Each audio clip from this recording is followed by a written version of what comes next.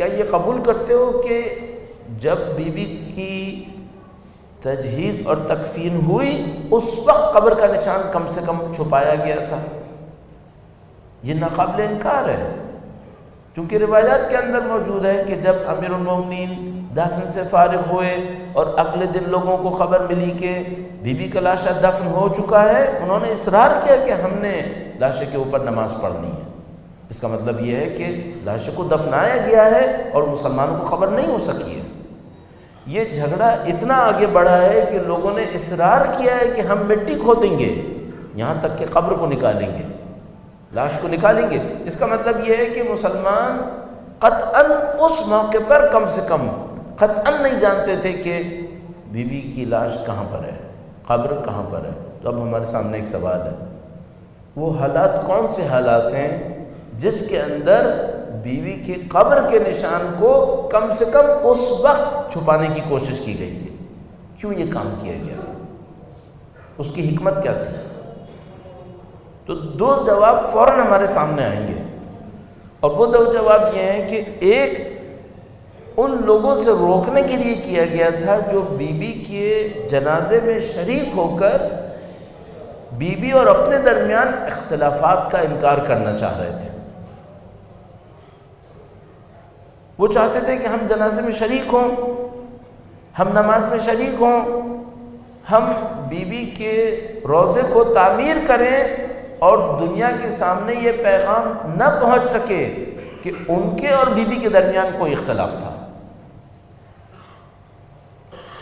امیر المومنین نے قبر مقدس کو پنہا کیا، بیوی کی وصیت کے مطابق لاشے کو دفن کیا، جنازہ رات میں اٹھا، کوئی جنازے میں شرکت نہیں کر سکا، اور سب بیوی کی وصیت کے مطابق نہ اس وجہ سے کہ پردے میں شدت کی قائل تھی، بلکہ اس وجہ سے کہ بیوی واضح طور پر ایک حکم پہنچانا چاہتی تھی مسلمانوں تک کہ یہاں پہ کوئی اختلاف ہے، اور یہ اختلاف یقیناً کوئی سلیقے یا طریقے کا اختلاف نہیں تھا، اور یہ اختلاف بس اتنا بھی نہیں تھا کہ کوئی جائیداد بیوی سے چھینی گئی ہے جس کی خاطر بیوی نے اختلاف کیا ہے۔ یہ اختلاف وہ اختلاف تھا جس کو حل کرنے کے لیے بیوی رات کے موقع پر انصار کے گھروں تک گئی ہے۔ یہ وہ اختلاف تھا جس پر بیوی نے تفصیل سے اپنے بیانات پیش کیے جب خواتین بیوی کی بیماری کی حالت میں ان سے ملنے کے لیے آئی ہیں۔ یہ سب کا سب موجود ہے۔ ان سارے اختلافات کو، ان سارے دلائل کو ایک جملہ کہہ کے چھپانا کہ یہ سب پردے کی وجہ سے تھا، یہ انتہائی سادگی ہے، اور ہم کہیں گے کہ نادانی ہے۔ یہ بہت سادہ سا معاملہ ہے، اور وہ یہ ہے کہ کچھ لوگ ہیں جنہوں نے اسلام کے ساتھ حق تلفی کی ہے، اسلام کے حق میں کوتاہی کی ہے، اسلام کے راستے کو تبدیل کرنے کی کوشش کی ہے۔ بیوی نے اس انحراف پر اعتراض کیا ہے، اس اعتراض کو دوسرے لوگوں نے قبول نہیں کیا اور بیوی کے ساتھ حق تلفی کو اور بڑھایا۔ اس حق تلفی کو اتنا بڑھایا کہ بیوی کے گھر پر پہنچ کر اس دروازے کی حرمت کو پامال کیا جس کے سامنے اللہ کے رسول 6 مہینے کھڑے ہوتے رہے، جس دروازے کی حرمت کا اظہار اللہ کے رسول نے اپنی وفات سے 6 مہینے پہلے السلام علیکم یا اہل بیت النبوہ روزانہ کہہ کر ثابت کیا تھا۔ انہوں نے یہ سارے کام کیے تھے۔ جب انہوں نے سارے کام کر لیے تو بیوی نے احتجاجاً مسلمانوں کو پیغام پہنچانے کے لیے کہ یہ لوگ اسلام کے حق سے دور ہو چکے تھے، یہ لوگ اہل بیت اطہار علیہ السلام کے نزدیک مورد تائید نہیں تھے، اس پیغام کو پہنچانے کے لیے بیوی نے اپنی وصیت کا سہارا لیا، اور انہوں نے کہا کہ میرے لاشے پر کوئی نہیں آئے گا، میرے جنازے میں کوئی شریک نہیں ہوگا، اور کوئی اس نماز کے اندر شریک نہیں ہوگا۔ یہ حالات بہت واضح ہیں ہمارے سامنے۔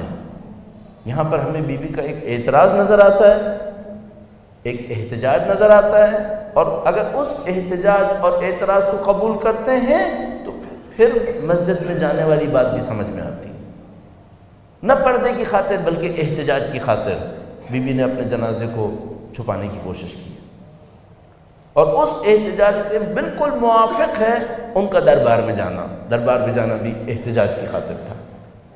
بالکل موافق ہے جنگ کے میدان میں ان کا ذاتی طور پہ جانا، چونکہ وہ یہ ثابت کر رہی تھیں اپنی زندگی میں بھی کہ جہاں کہیں بھی دین اور رسول کے نام پہ ضرورت پڑی، فاطمہ میدان جنگ میں جانے کو بھی تیار ہے۔ بی بی نے اپنی ذات کے ہر پہلو سے اس فکر کو ثابت کیا تھا۔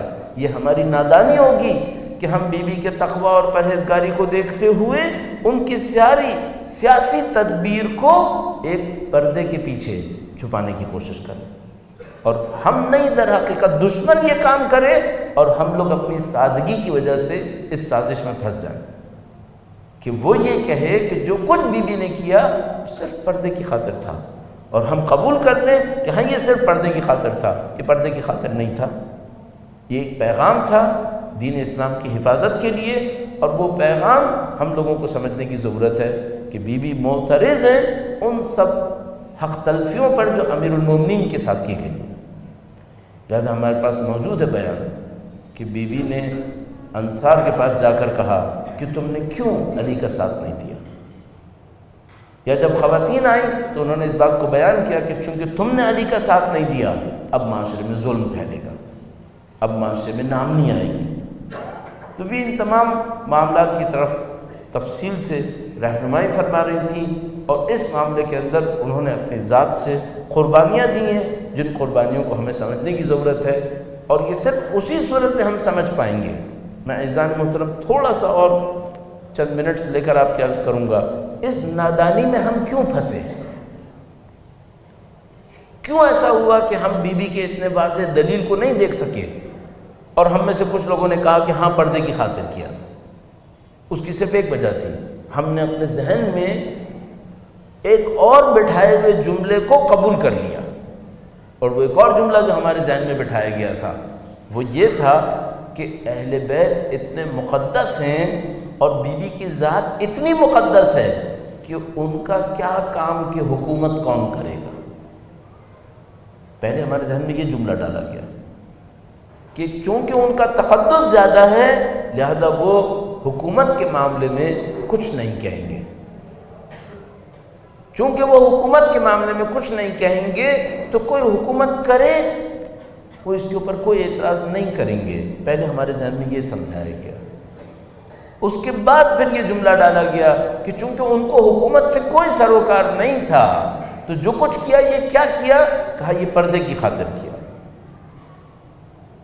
اب ہمیں اپنے ذہن میں ان تمام معاملات کو صحیح کرنا ہوگا تاکہ ہم بی بی کی اس حکمت کو سمجھ سکیں۔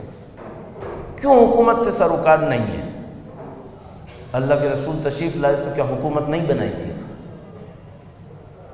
یہ جو غدیر خم میں اللہ کے رسول نے اعلان کیا تھا یہ امیر المومنین کی حکومت کا اعلان نہیں تھا کیا؟